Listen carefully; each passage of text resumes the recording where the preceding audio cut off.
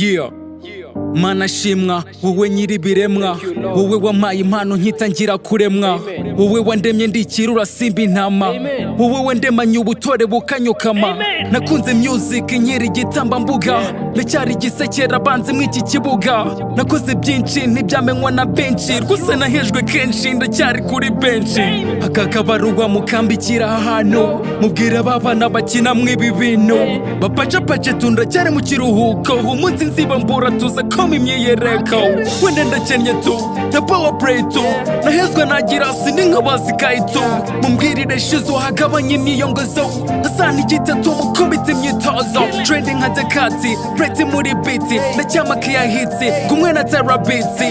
Mubwira abaraperi bagabanye kugona, hip hop ibaye ikiyaga mubibutse ndi ngona. Welcome my people, welcome to the show. Show me you love it and then to the show. Mubwire Jeskiza nkubita imyifungo, anshyire kuri street njye mbakubita imirongo.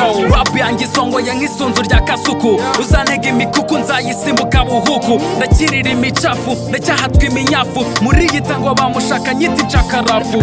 Munsuhurize icyana cyitwa Asina Hera, munsuhurize igitoto cyitwa Keti Bashabe, mundamukirize shangazi wacu na nawe bamumwirire Bianca ko nanjye hits nyishaka.